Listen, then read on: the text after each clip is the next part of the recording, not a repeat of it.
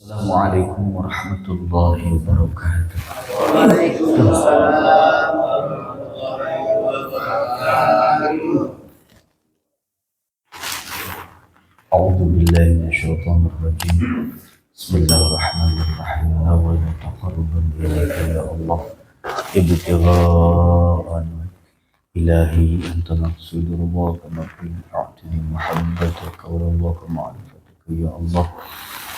برضا الله تعالى بحضرة النبي المصطفى سيدنا محمد صلى الله عليه وسلم وعلى آله وأصحابه وأزواجه وذريته وآل بيته الكرام الشهيد لهم الفاتحة.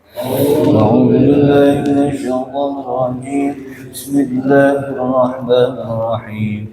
الحمد لله رب العالمين الرحمن الرحيم مالك يوم الدين إياك نعبد وإياك نستعين اهدنا الصراط المستقيم صراط الذين أنعمت عليهم غير المغضوب عليهم ولا الضالين.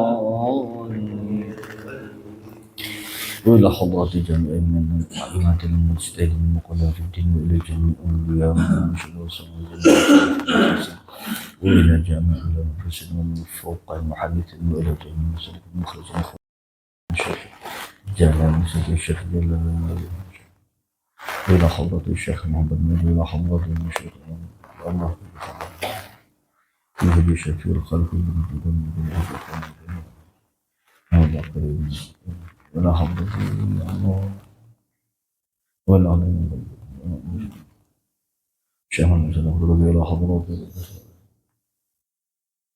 وإلى جميع المعلمين وعلم في هذه الولاية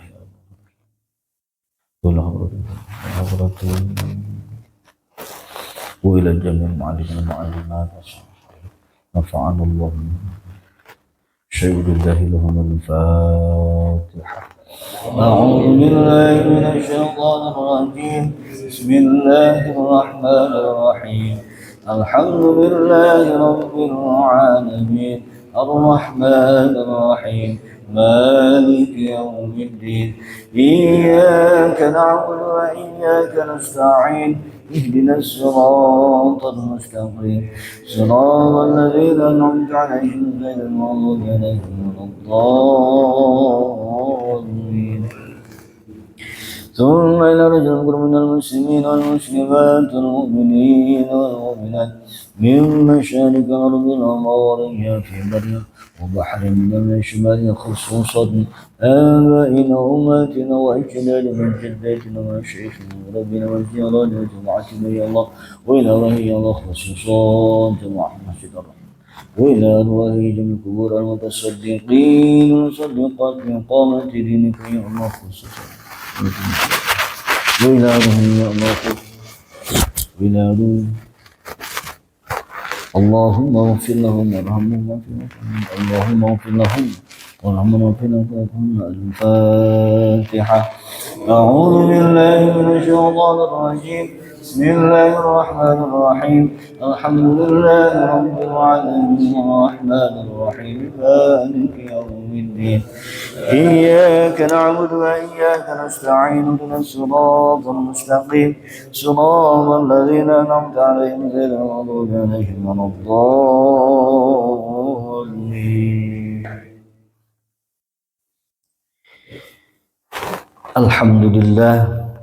Alhamdulillahilladzi an'ama alaina bi ni'matil iman wal islam.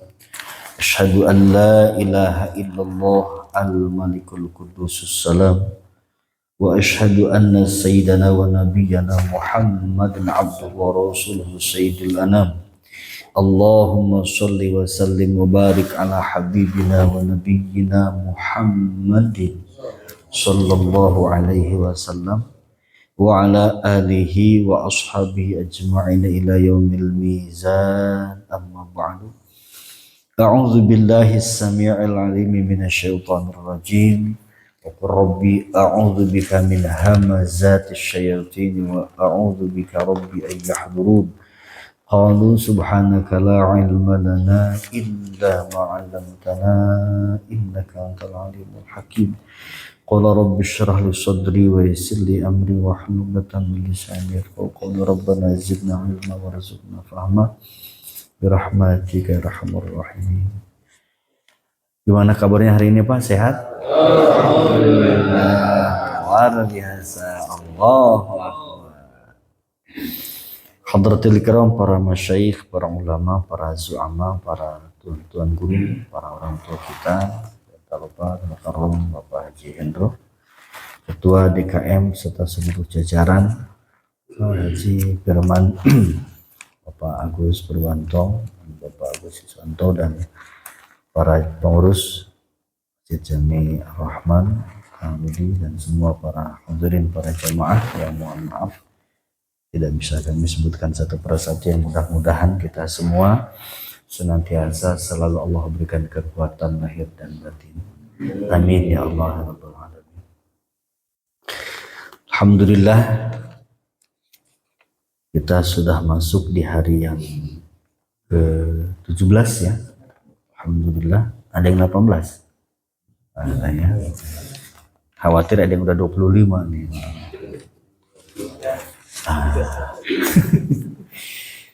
Bersyukur Allah pertemukan kita dengan bulan Ramadan, karena banyak orang yang meninggal dunia yang ingin merevisi amal yang pernah dilakukan ketika hidup. Wa qala rabbi rji'uni, ya Allah kembalikan aku ke dunia, saya pengen ibadah, saya pengen puasa, saya pengen kawin lagi. Nggak ada Pak. Nggak ada. Tapi pengen ibadah, memperbaiki hubungannya dengan Allah dan memperbaiki hubungan dengan sesama manusia. Mudah-mudahan kita termasuk orang yang ketika masuk ke alam barzakh tidak menyesal.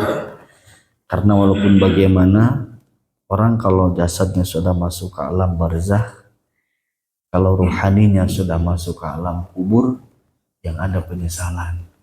Ya. Orang yang rajin ibadah pasti menyesal. Seperti apa yang pernah dikisahkan, walaupun memang banyak kalangan ulama hadis bahwa ini adalah hadis dhaif, akan tetapi banyak hikmah dari apa yang diceritakan dalam hadis ini. Bahwa pernah dulu Rasulullah SAW bertanya kepada para sahabat terkait ada yang alfa dalam sholat subuhnya, yaitu Sya'ban. Kemana Sya'ban? Tumben, biasanya ada paling pojok, hari ini kok nggak ada.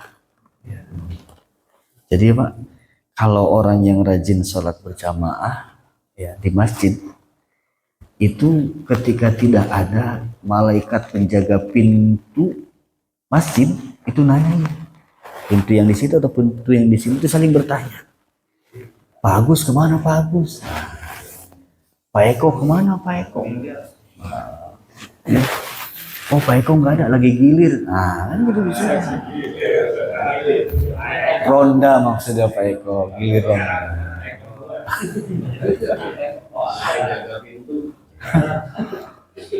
Nah ketika ada kawan, oh sedang sakit, itu malaikat buru-buru ngedoa biar sakitnya cepat disembuhkan oleh Allah, karena kangen dengan keistiqomahan hamba Allah yang rajin berjamaah. Mudah-mudahan kita termasuk orang yang selalu ada dalam doanya para malaikat Allah. Amin. Dan sudah sama-sama kita pahami bahwa bulan Ramadan adalah bulan yang dimana al-hasanatu mudha'afatun. Hanya di bulan Ramadan kebaikan dilipat gandakan, dan lipat gandanya ini bukan main-main. Wallahu yudha'ifu liman yasha. Bahkan ada satu malam yang kalau kita ibadah bertepatan dengan malam tersebut sama dengan ibadah 1000 bulan.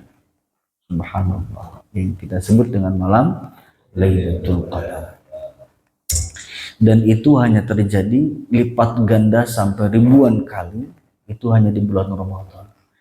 Dan tidak ada doa yang tidak dikabul oleh Allah di bulan Ramadan. Namun harus kita fahami tentang doa, Pak. Ya. Ketika Allah Subhanahu wa taala mengatakan ud'uuni astajib lakum. Berdoalah kalian kepadaku, astajib maka akan aku jawab lakum. Hal yang bersifat penting dan butuh terhadap kalian. Perbedaan kalimat alaikum dengan lakum di dalam Al-Quran itu signifikan.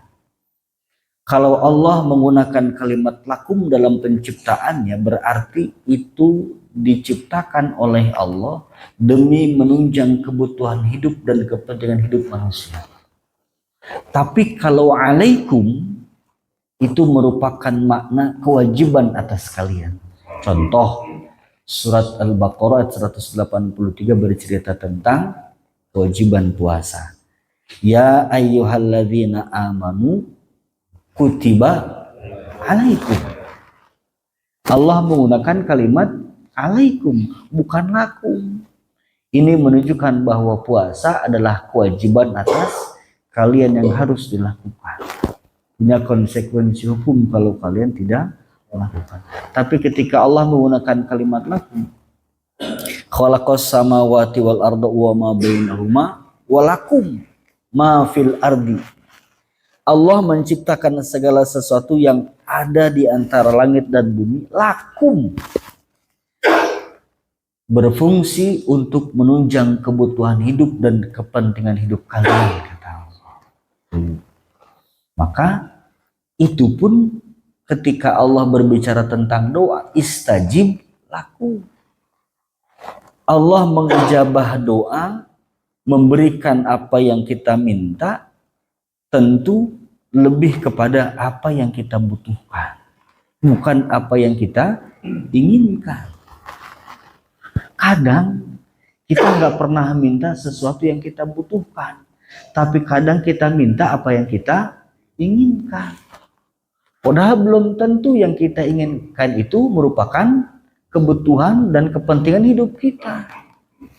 Makanya ud'uni astajib lakum. Berdoalah kalian kepadaku, maka niscaya apa yang menjadi kebutuhan kalian akan aku jawab. Ya, jadi bukan apa yang kita inginkan. Walaupun memang kita merasa bahwa pengen sahur ada temannya, buka ada temannya, Masya Allah, ya, biar ada temannya. Sekaya apapun seorang laki-laki, sehebat apapun seorang laki-laki, kalau nggak punya istri, miskinun.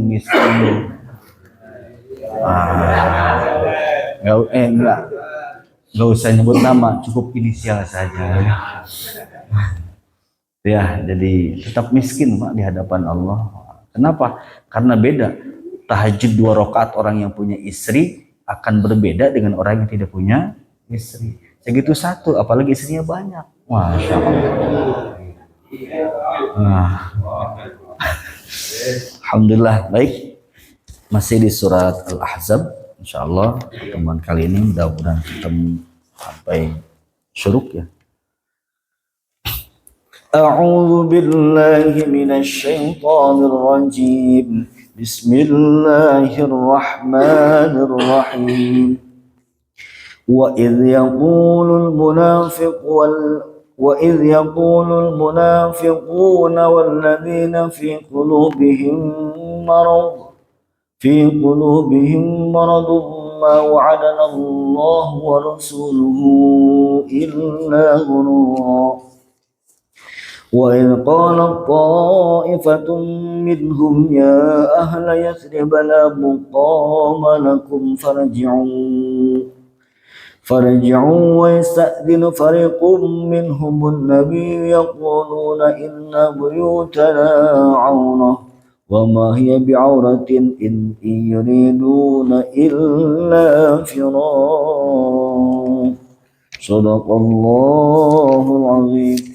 Allahu a'lamu bimuradi maksudih. A'udzu billahi minasyaitonir rajim. A'udzu, aku berlindung billahi kepada Allah, minasyaitoni, dari segala macam bentuk dan syaitan, ar-rajim yang dirajam. Bismillahirrahmanirrahim. Bismillah dengan menyebut asmaning Allah. Ar-Rahmani aymun imi bijala ilin ni'ami ar-Rahimi aymun imi bidaqaikiha. Wa idh yaqulul munafiquna, dan ingatlah ketika orang-orang munafik berkata, walladzina fi qulubihim maradun, dan orang-orang yang di hatinya ada penyakit, lemah terhadap ujian yang dihadapi. Ma wa'adanallahu wa rasuluhu, ma tidak ada apa yang dijanjikan kepada kami oleh Allah dan Rasulnya, illa ghurura, kecuali janji yang palsu, janji yang batil. Wa idh qala ta'ifatu minhum, dan ingatlah ketika golongan orang-orang munafik berkata, ya ahla Yatsriba, hai ahli Madinah, hai penduduk Madinah yang ikut perang Khandaq, disebutnya Al-Ahzab, perang yang banyak sekutu. La muqama lakum, tidak ada tempat bagi kalian, farji'u, maka kembalilah ke rumah kalian. Wa yasta'dzinu fariqum minhumun nabiyya, dan pasti wa yasta'dzinu, dan minta izin, fariqun, kelompok, minhum, dari orang-orang munafik, an-nabiyya, kepada nabi. Yaquluna, mereka berkata, inna buyutana aurah, wahai nabi, sesungguhnya rumah kami itu rusak, rumah kami nggak ada yang jaga, kami takut rumah kami hilang. Wama hiya bi'aurah, wama, dan tidaklah hiya, bahwa itu buyutana, bi'auratin, itu hancur ataupun hilang. Iyuriduna illa firara, tidaklah mereka menginginkan illa firara, kecuali kabur dari medan perang.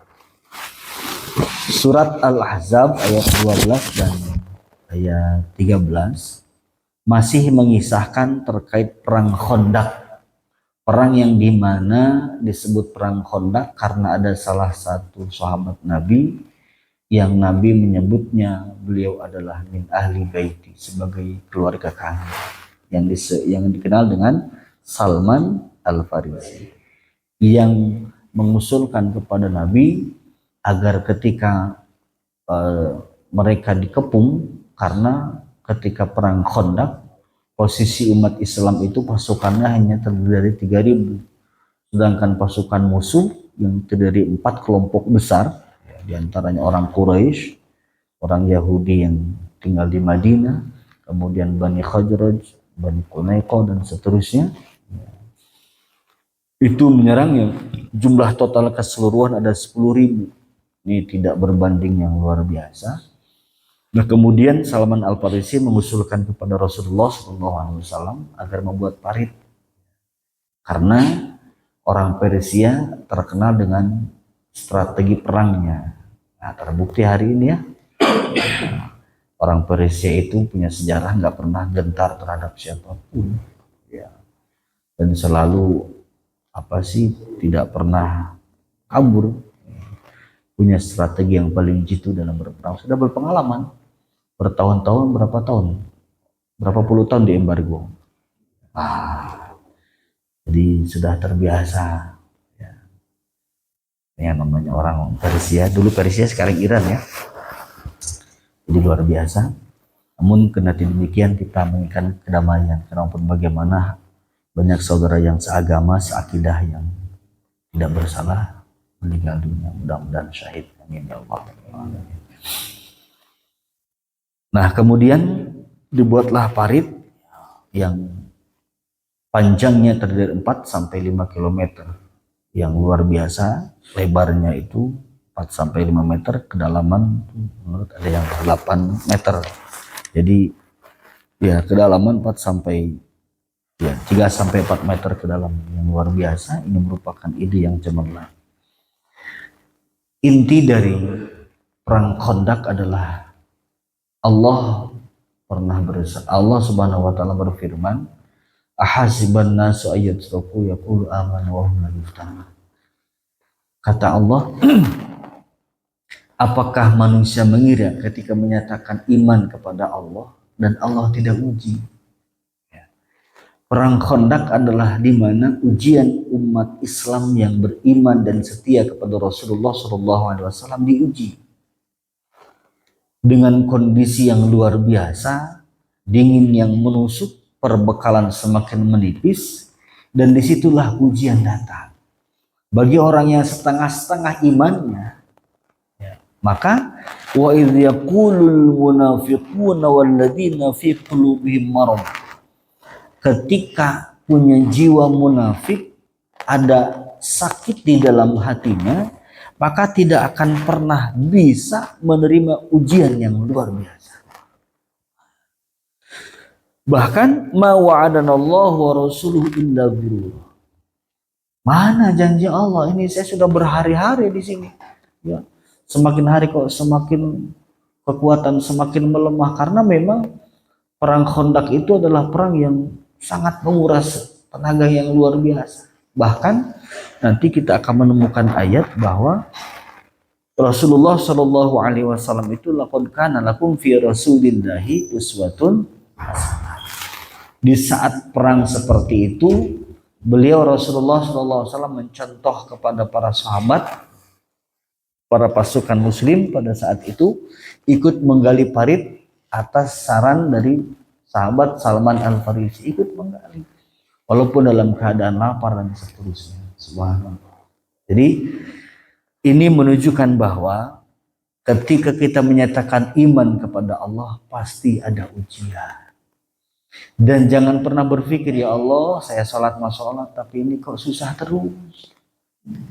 Ya Allah saya sholat ini tapi jodoh nggak mau datang ya. Ya Allah sholat tapi gimana ini?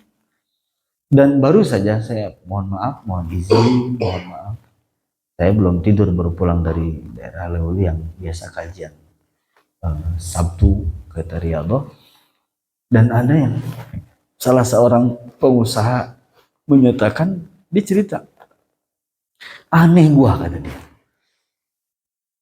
ketika gua nggak rajin sholat kayaknya rezeki gampang banget, ketika gua rajin sholat, rajin ibadah, kayaknya kok seret gitu. Subhanallah, dia nggak sadar gitu loh, bahwa ketika kita mencoba untuk memperbaiki hubungan kita dengan Allah, memperbaiki hubungan kita dengan sesama manusia, kita itu pasti diuji oleh Allah. Sejauh mana kualitas ibadah kita kepada Allah. Ketika kita dekat dengan Allah, kita diuji, digoncang, digodok, ditekan.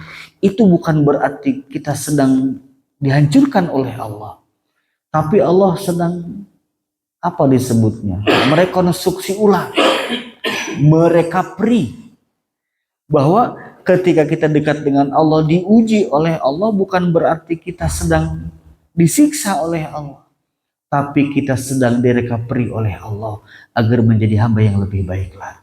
Sebenarnya itu ya. Dan alhamdulillah sudah banyak orang-orang non muslim yang sudah kita masukkan Islamnya, dan mereka mengadu 1, 2, 3 tahun pertama dia masuk Islam, hancur ekonominya, gudangnya bangkrut dan seterusnya. Ternyata memang ya itu tadi, Allah uji, Allah bersihin. Karena kenapa? Allah ingin menciptakan, mendaur ulang kembali, dan ingin menjadikan orang itu tampil lebih baik. Jadi ketika kita rajin ibadah, kemudian sama rezeki seret, bukan berarti Allah ninggalin kita. Allah sedang merencanakan atau merekonstruksi ulang agar kita menjadi hamba yang terbaik daripada sebelumnya. Gitu, sabarin aja dulu. Ya, sabarin dulu, istiqomah insya Allah. Dan ingat, bicara tentang sholat, salah kalau kita sholat pengen kaya. Ya, salah kalau kita sholat pengen persoalan ini selesai dengan mudah. Tidak. Bicara tentang sejarah sholat, ketika Rasulullah SAW diisra dan mi'rajkan oleh Allah, keadaan beliau sedang tidak baik-baik saja, betul? Iya, sejarah mencatat begitu. Istrinya meninggal, orang yang dicintai dan disayangi meninggal, orang yang mengamankan dirinya menjadi protek dari kebencian orang-orang Quraisy ketika itu, orang-orang kafir Quraisy, wafat. Ya, pamannya, kakeknya, pamannya, kemudian istrinya. Dan orang-orang kafir Quraisy ketika itu sedang membencinya. Allah panggil untuk menerima perintah sholat, beres dari menerima perintah sholat, datang ke Mekah kembali, apa? Ada ujian lagi. Ditanya, hei Muhammad, ente ngimpi? Habis dari Palestina, habis dari Masjidil Aqsa, jam segini, ente bilang malam berangkat, segini udah sampai di sini. Waduh, ente ngimpi coba. Ente ngimpi. Itu kan ujian, itu kan hinaan. Dalam arti ketika kita dekat dengan Allah bukan berarti Allah menyelesaikan masalah. Allah akan tambah masalah itu. Tapi ingat, kisah ini belum selesai. Ketika ditanya, "Hai Muhammad, kalau engkau habis dari Masjidil Aqsa, ada Mut'im bin Hadi yang pernah tinggal lama di Masjidil Aqsa. Diperintahkan oleh Abu Lahab, oleh Abu Jahal untuk bertanya, "Hei Mut'im bin Hadi, tanya sama Muhammad tuh, ente kan lama tinggal di sono. Tanya, ada berapa jendelanya di sono? Ada berapa kerannya? Ada berapa pintunya? Marbotnya siapa?" Gitu kira-kira. Ya. Lu kotak infaknya di mana? Gitu kira-kira. Ditanya sedetil itu, pusing nggak kepala? Sedangkan boro-boro untuk melihat semua itu. Tapi apa yang terjadi? Allah utus malaikat. Allah gambarkan Masjidil Aqsa di hadapan Rasulullah SAW dengan rekapitulasi jawaban setiap pertanyaan Mut'im bin Hadi. Ketika ditanya, beliau langsung menjawabnya dengan jelas. Jadi artinya kisah perjalanan baginda Rasulullah SAW di Isra dan Mi'rajkan oleh Allah. Salat itu bukan berarti menyelesaikan masalah. Kadang dengan salat Allah menyelesaikan masalah ini dengan soft, dengan lembut, dengan hal yang tak diduga. Masya Allah. Jadi masalah ini bukan berarti langsung selesai, tapi Allah kasih masalah lagi, tapi dengan sebuah perjalanan persoalan ataupun penyelesaian yang begitu indah. Jadi jangan pernah khawatir, kelak nanti akan indah pada waktunya. Gitu. Insya Allah. Yakin aja. Ya. Nah, jadi ini menunjukkan bahwa ketika seseorang dekat dengan Allah, ketika seseorang taat kepada Allah, jangan pernah merasa bahwa tidak akan diuji oleh Allah. Pasti diuji. Sholat kita diuji, sedekah kita diuji, diomongin masyarakat, diomongin orang. Alah, wajar aja. Alah, baru infak segitu. Tuh. Alah, inginnya bilang aja pengen disebut soleh. Tuh. Ya. Baru ditinggal istrinya aja itu dia rajin ibadah. Tuh. Kadang ya begitu, Pak. Ketika kita rajin ibadah, ketika kita menjadi baik, banyak orang yang berprasangka tidak baik karena perubahan kita menjadi baik. Makanya wahum la yuftanun. Makanya kata Allah, apakah manusia mengira ketika mereka dekat dengan Allah tidak diuji oleh Allah? Pasti diuji. Kita udah nolong orang, kemudian orang itu benar-benar kita tolong dari nol, kita bantu, sudah sukses ditinggalin, diuji namanya. Udah dipinjemin duit, ditagih marah-marah, diuji namanya. Masya Allah, udah kita tolongin, kita dijelek-jelekin, diuji namanya. Diuji sampai di mana ketulusan kita membantu orang itu. Diuji sampai di mana keikhlasan kita menolong orang lain.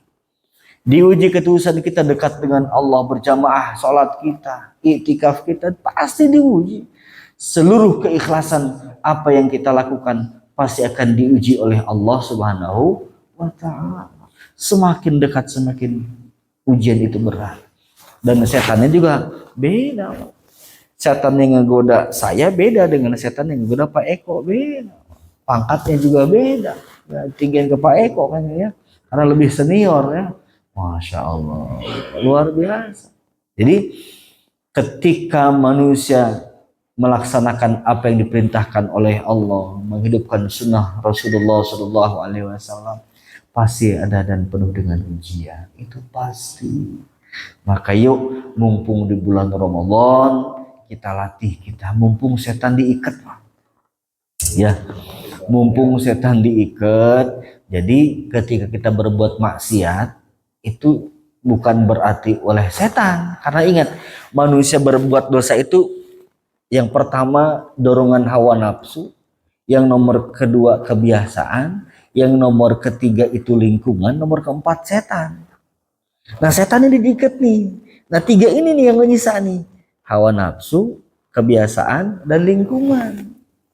Ya, jadi jangan dikit-dikit nyalain setan. Setan juga, mau kurang ajar ini.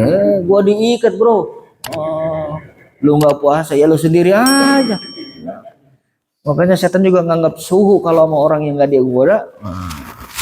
Siap suhu gitu kan. Ini jelas sudah jelas ya bahwa setan itu tujuannya menggoda dan menjerumuskan manusia. Manusia berbuat zina, manusia minuman keras, manusia judi. Setan juga, padahal setan sendiri belum pernah berjudi. Nggak ada setan main judol, nggak ada. Ya, setan mabok-mabokan nggak ada. Apalagi setan mabok janda nggak ada. Ya. Jadi kalau ada jamaah Ar-Rahman mabok janda, wah kata setan suhu nih, wah nggak dia belum pernah kegoda janda. Oh, tiba ngegoda doang setan menjerumuskan manusia.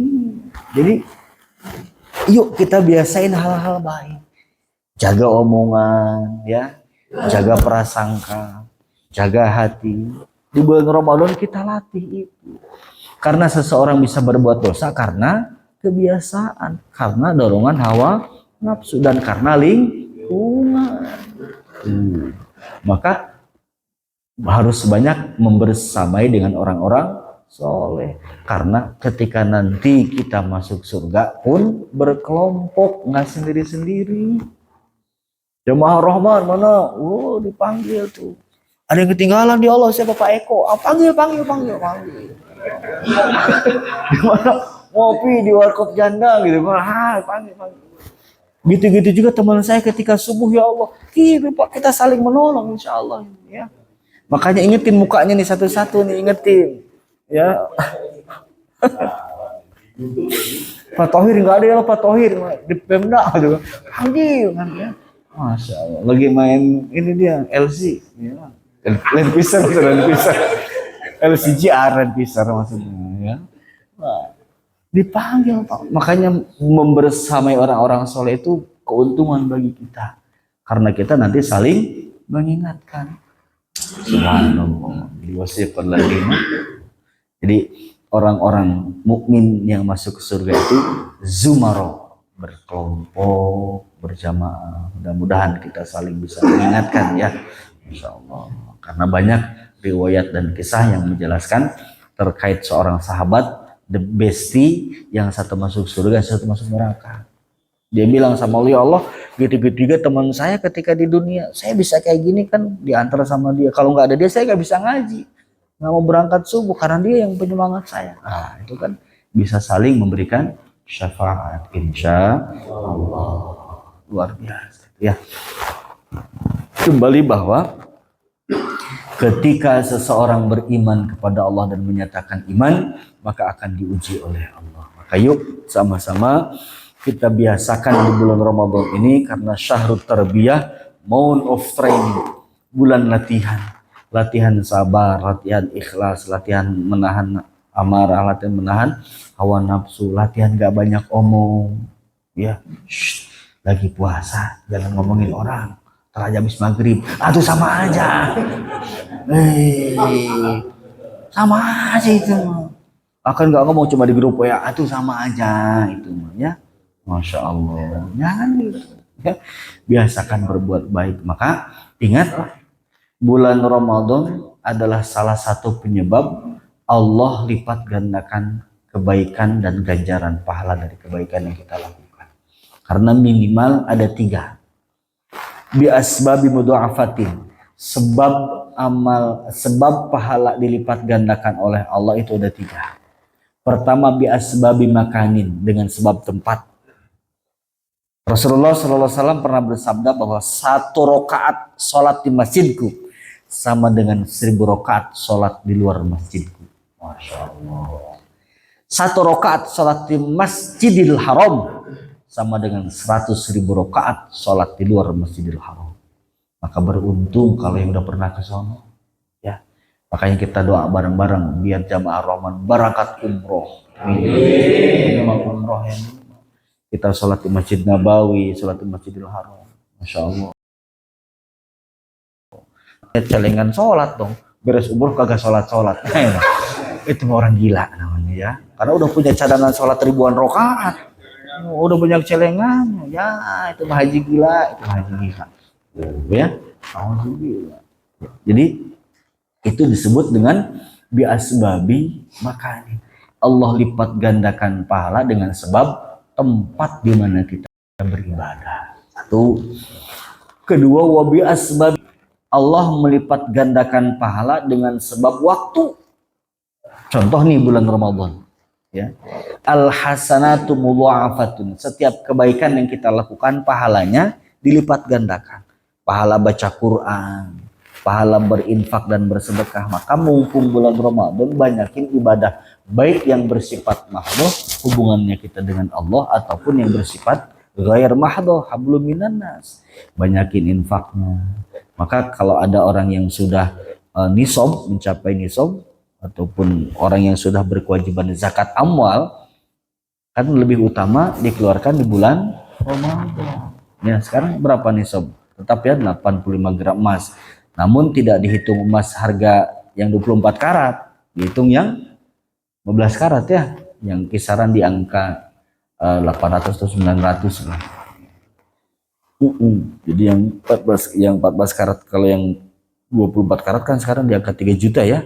Mas, luar biasa emas ini lagi naik ya, luar biasa. Makanya beruntung nih yang punya emas batangan ya.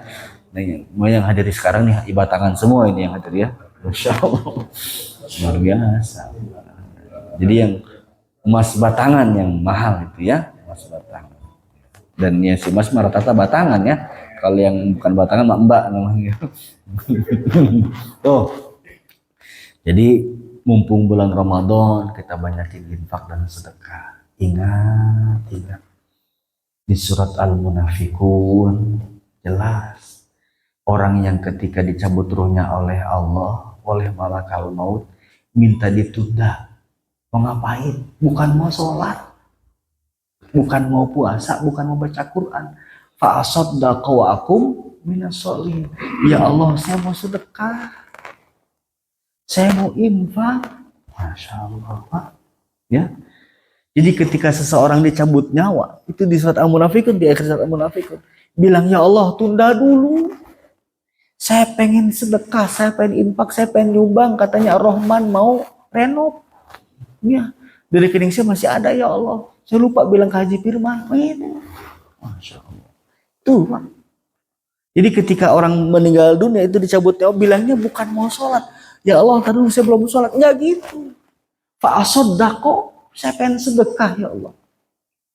Subhanallah. Jadi kebaikan ataupun ganjaran sedekah itu yang begitu dahsyat, begitu luar biasa. Bukan membandingkan antara nilai kebaikan sholat dan lain sebagainya. Ini menunjukkan bahwa Allah amat sangat memperhatikan hablum minan nas. Allah amat sangat memperhatikan hal yang bersifat hablum minan nas, hubungan kita dengan sesama manusia. Subhanallah. Kenal Fir'aun, Pak? Enggak. Mohon maaf, mohon izin, walaupun banyak kalangan ulama yang menganggap bahwa riwayat ini adalah dhaif, riwayat ini adalah tak bersumber, akan tetapi ulama-ulama zuhud menyatakan bahwa hal ini sedang menggambarkan betapa perhatiannya Allah kepada siapapun orang, sekalipun tidak punya iman, yang rajin sedekah. Itu cluenya, Pak. Jadi Nabi Allah Musa alaihissalam pernah nanya sama Allah, ya Allah, saya bingung, itu Fir'aun kok nggak sakit-sakit, panjang umur lagi. Padahal itu kurang ngajar banget ya Allah. Ya, suek mata orang. Ya. Suek mata orang, diajak iman malah ngajak berantem, ngajak tukang sihir segala macam. Untung saya jagoan. Wah, karena ingat Nabi Musa itu jagoan ya. Nabi Musa itu adalah nabi yang kalau marah bulu yang ada di tubuhnya itu diri dan tembus ke baju yang dia pakai. Itu Nabi Musa. Jadi kalau pengen punya ilmu jagoan sekali hajar ngejengkang, Nabi Musa nyambat Nabi Musa.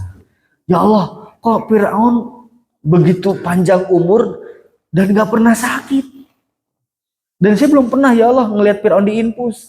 Nggak ada. Kok bisa begitu? Ya, belum pernah masuk ICU. Apa kata Allah? Kalau nggak percaya, kenapa rahasianya? Lihat sono ke istana. Ya, ke pendopo lihat. Ngapain Rudi? Lihat sono ke istana. Pasti lihat, oh ternyata ini rahasianya. Fir'aun itu punya kebiasaan sering ngajak fakir miskin makan bersama dan pulangnya bawa sembako. Nah itu kan. Jadi kalau yang ngajak mau makan bareng, bukan ke situ, ini kisahnya bukan ke situ. Jadi Fir'aun itu ternyata punya kebiasaan sedekah. Makanya wajar umurnya panjang sambil dia nggak pernah sakit. Masya Allah. Jadi kalau kita pernah sakit, pernah diinfus, tanda kita bukan turunan Fir'aun. Beruntung Pak ya. Jadi ya karena itu tadi ngerasa nggak pernah sakit panjang umur ya sombong lah. Nah, itu beda lagi. Allah Subhanahu wa taala ngasih kesempatan sebetulnya. Dan itu karena memang dia baik. Makanya mohon maaf, banyak yang non muslim yang bilang kalau kamu baik maka Tuhan pun akan baik sama kamu, kan begitu. Bahkan saya pernah dengar cerita dari guru saya almarhum bahwa ada salah seorang bos yang berterima kasih sama anak buahnya karena anak buahnya ini selain dia rajin sholat tepat waktu, rajin berjamaah, ternyata dia kalau sholat berjamaah itu suka berinfak dan berefek kepada bosnya. Dan dia pikir ini udah setahun, 2 tahun, 3 tahun usaha gue makin maju. Dia pikir, oh gue punya supir lu nih, gue usaha gue jadi maju. Akhirnya dia juga ikut-ikutan nyumbang. Walaupun memang yaitu Allah akan balas kebaikan siapapun orang, walaupun dia nggak punya iman. Ketika hidup di dunia Allah akan balas kebaikan. Segitu yang nggak punya iman, apalagi jamaah Rahman yang imannya gede-gede banget ini, masya Allah, imannya kuat-kuat ini, masya Allah. Ya, yang nggak punya iman sedekah aja dibalas oleh Allah, apalagi kita yang punya iman. Masa sih sedekah kita nggak dibalas sama Allah? Benar nggak? Yakin nggak? Yakin dibalas oleh Allah. Dan itu yang diidam-idamkan oleh orang yang ketika dicabut ruh oleh Allah. Pak Asodako ya Allah, ntar dulu saya belum mesen supaya disedekahin. Ya. Taruhlah iman kita tidak semulia, tidak sekuat, tidak sebesar imannya Ibnu Abbas, imannya Ibnu Mas'ud, yang ketika ditanya oleh Rasul, ketika beliau menjelang wafatnya, ya Rasulullah, aku wakafkan harta dan tanah yang aku miliki, kebun kurma yang aku miliki untukmu dan di jalan engkau dan Allah dan engkau wahai Rasulullah. Masya Allah. Sehingga kata Nabi, apakah kau tidak sisakan untuk anakmu dan keluargamu? Apa kata beliau? Aku telah berwasiat kepada anak-anakku agar mereka mendawamkan surat Al-Waqiah. Jadi enggak disisain tanah Pak, yang disisain surat Waqiah. Kalau kita kayak gitu dicekek kita Pak, kalau kita mah bapak kagak punya otak begitu paling. Karena imannya tidak satu frekuensi. Taruhlah itu iman yang besar kalau begitu. Ya. Iman sahabat yang seperti itu. Jadi minimal ada infak dan sedekah yang kita keluarkan. Jangan bilang boro-boro Ustaz buat sedekah buat infak. Nah ini mah. Kalau orang sudah kalimatnya boro-boro, ya rizkinya akan Allah boro-boroin lagi. Ya. Bawa Anda ngeluh mulu ngeluh. Masya Allah. Allah nggak minta banyak, Allah nggak nyuruh banyak. Wa mimma razaqnahum yunfikun. Sebagian yang Allah suruh. Punya duit 100.000, Allah nggak nyuruh semuanya diinfakin. 10.000 sebagian dari 100.000, 20.000 pun sebagian dari 100.000. Bahkan kalau Syafi'i mah 2,5% dari harta zakat amwalnya. Dan itu pun mencapai nisab 85 gram. Kalau zakat profesi kisaran yang punya angka di 6 sampai 7 juta per bulan itu sudah mencapai orang yang sudah wajib zakat profesi kan. Masya Allah. Jadi jangan pernah bilang boro-boro. Nah ini nih Pak. Orang yang kalau udah ngomong boro-boro buat infaknya buat sendiri susah. Selamanya akan Allah kasih susah orang begitu. Ya, boro-boro buat ngebantu. Nah, enggak. Allah nggak nyuruh banyak, tapi yang Allah suruh sebagian. Punya duit 10.000, 5.000-an dua.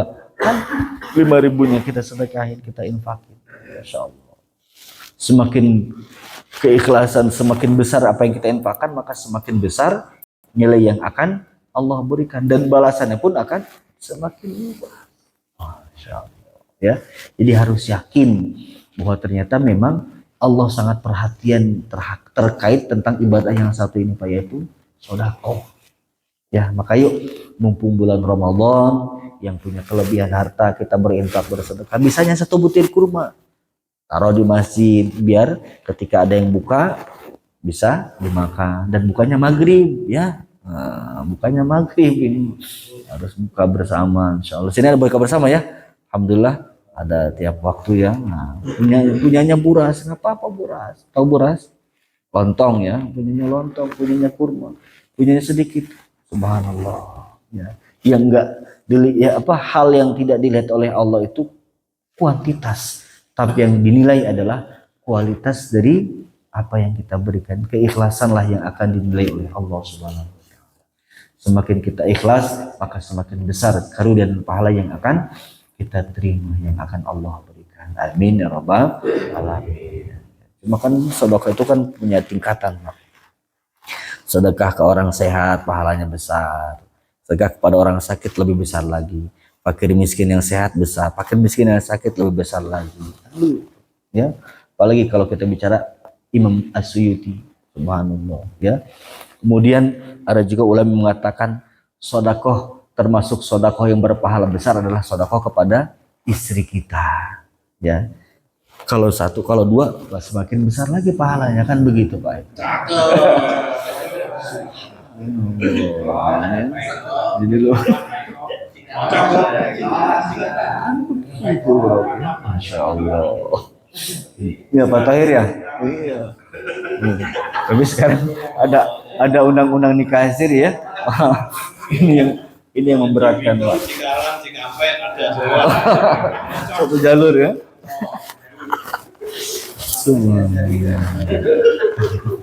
Oh, mumpung bulan Ramadan, al-hasanatu mudha'afatu. Jadi pahala dilipat gandakan oleh Allah bi asbabiz zamanin, dengan sebab waktu. Dan yang nomor ketiga, pahala kebaikan yang kita lakukan dilipat gandakan oleh Allah bi asbabi amilin, dengan sebab pelakunya. Dan ini hanya berlaku kepada umat Rasulullah Muhammad SAW. Karena sudah jelas kata Allah, kuntum khairu ummatin. Kalian, wahai jamaah Ar-Rahman, adalah umat terbaik. Masya Allah. Ya, satu waktu sholat jamaah Ar-Rahman sama dengan 10 waktu sholat jamaah Nabi Musa, Nabi Isa, dan nabi-nabi sebelumnya.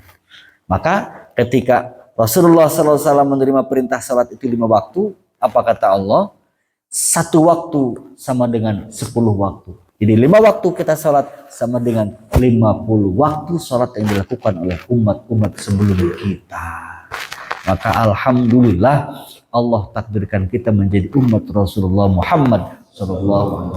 Kenapa? Karena satu kebaikan asyru amthaliha, dibalas oleh Allah 10 kebaikan di luar Ramadan. Di dalam Ramadan mah lebih dari 10. Masya Allah. Ya, maka yuk kita latih ibadah mahdhah kita.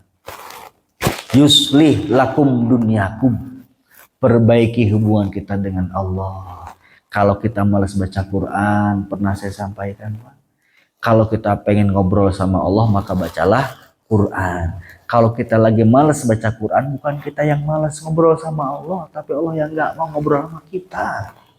Allah, ya.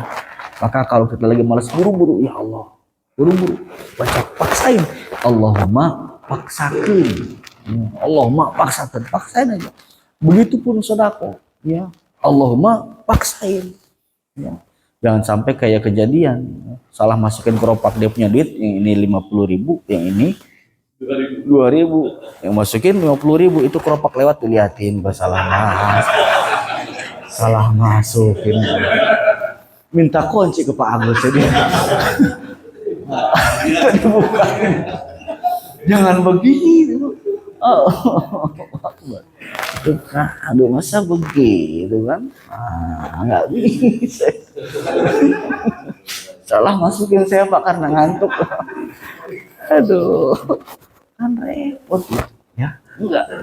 Jadi sangat luar biasa keikhlasan. Insya Allah, mudah-mudahan lepas semuanya. Mudah-mudahan kita termasuk orang yang selalu ikhlas dan ridho terhadap apapun yang kita lakukan. Amin ya rabbal alamin. Satu, kemudian nomor kedua, wa idh qala ta'ifatum minhum ya ahla Yatsrib la muqama lakum farji'u wa yasta'idinu fariqum minhumun nabiyya yaquluna inna buyutana aurah. Kisah ini bercerita tentang perang Khandaq. Namun korelasi ataupun hubungannya dengan kehidupan kita pada prinsipnya, kadang kalau orang imannya lagi lemah, apapun jadi alasan. Apapun menjadi alasan untuk tidak ibadah. Lagi gak enak badan nih. Lagi pusing nih. Tuh. Ayo kita ngaji. Ayo kita subuhan. Ayo kita ta'lim. Lagi gak enak badan. Ada aja alasan. Ya. Rumah gak ada orang. Nah itu aja. Macem-macem Pak. Ya. Jadi subhanallah. Kalau di ayat ini kan sudah jelas bahwa orang Madinah.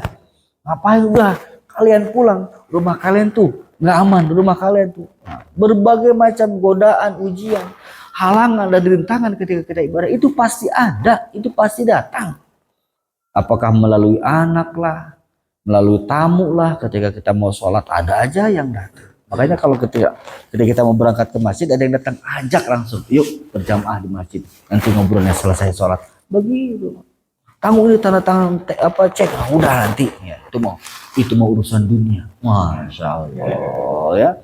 Ini dikit lagi cek urusan dunia itu mah. Tapi dan ada tapi-tapinya ya, insya Allah ya.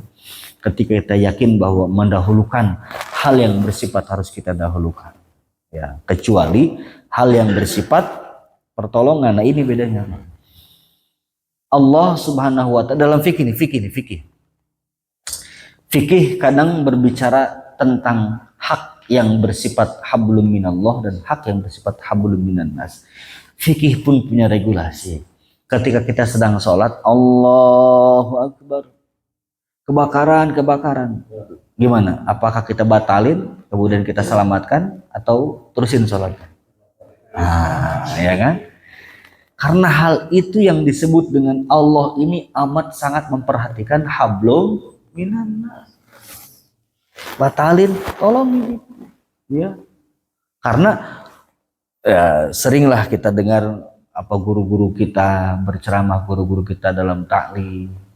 Bahkan ketika kita mau sholat pun ada orang yang sakit minta tolong dianterin ke rumah sakit. Tidak ada orang selain kita. Konsekuensinya kalau kita anterin dia, kita bakalan ninggalin sholat. Pilihannya adalah tolongin dia dulu. Itu subhanallah, apalagi jangan. Udah mulai di kepengaruhan kayaknya nih. Apalagi janda katanya, masya Allah.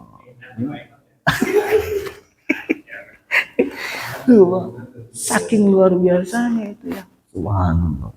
Nah, jadi kembali bahwa di ayat 13 ini Allah Subhanahu wa ta'ala menggambarkan bahwa ternyata memang para sahabat yang ikut serta dalam perang Khandaq itu bukan berarti mereka tidak diuji oleh Allah. Diuji.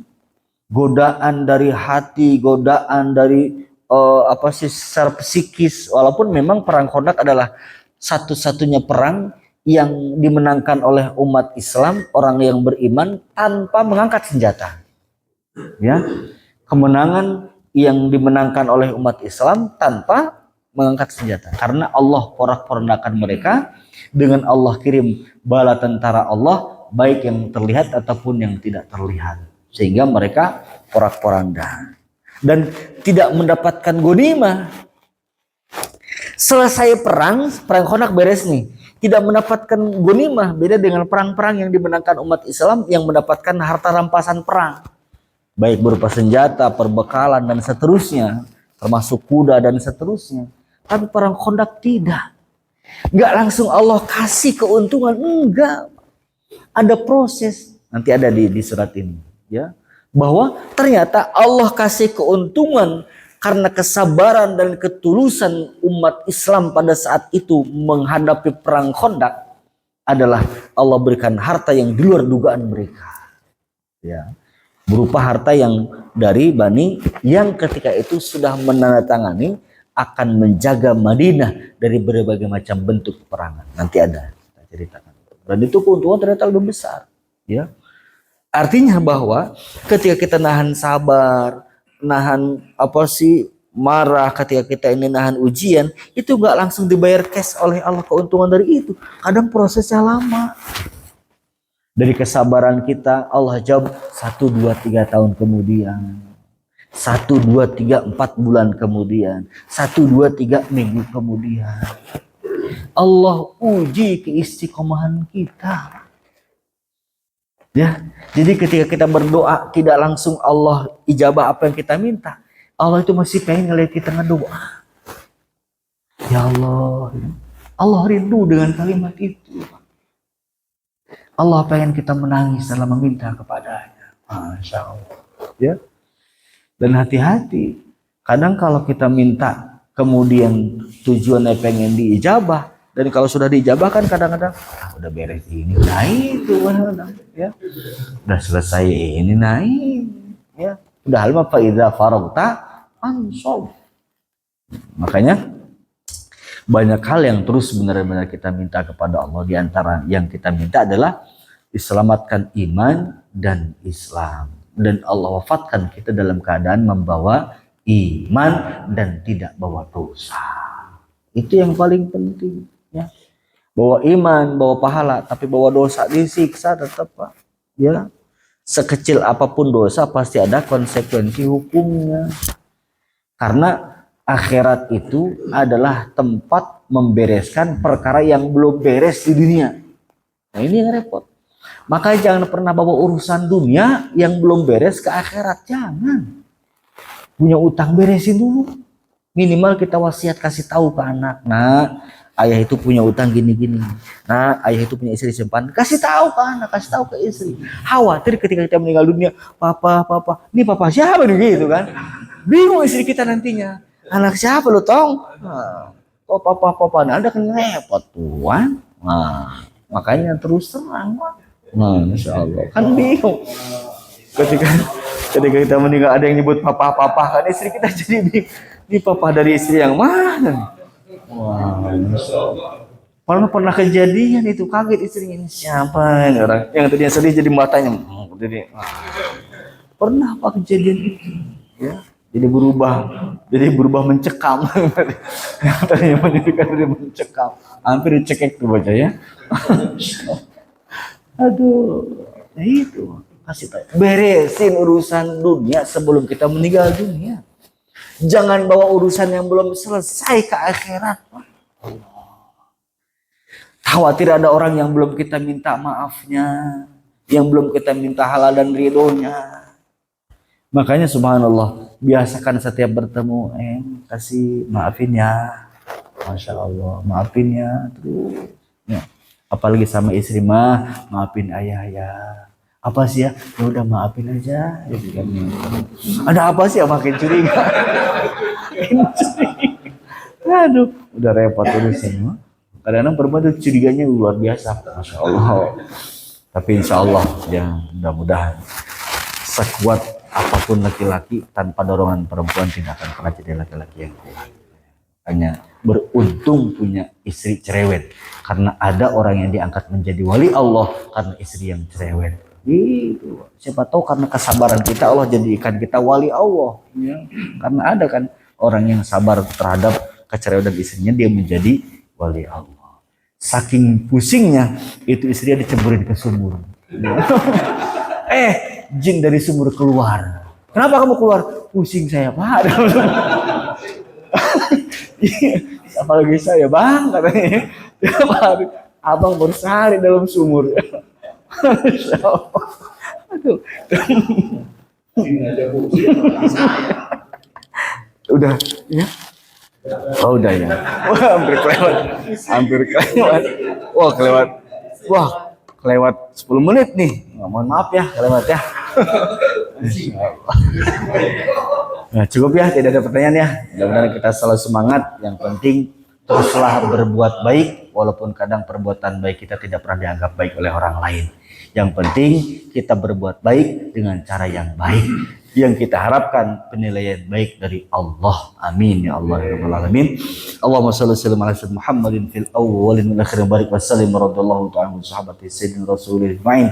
Amin ya Allah ya rabbal alamin. Rabbin fa'na bima 'allamtana rabbi 'allimna alladhi yanfa'una rabbi faqina faqina qarabati lana fi dinina tawassalna bi ta'allumi tawassal bi ta'allumi antarzuqana wa sa'arzuqana al-amana wa salli wa sallim ala sayyidina Muhammadin walhamdulillahil alamin. Wallahu a'lam bishawab wa kafa billahi syahida. Wallahu muwaffiq ila aqwamit thoriq. Assalamualaikum warahmatullahi wabarakatuh. Subhanakallahumma wa bihamdika asyhadu an la ilaha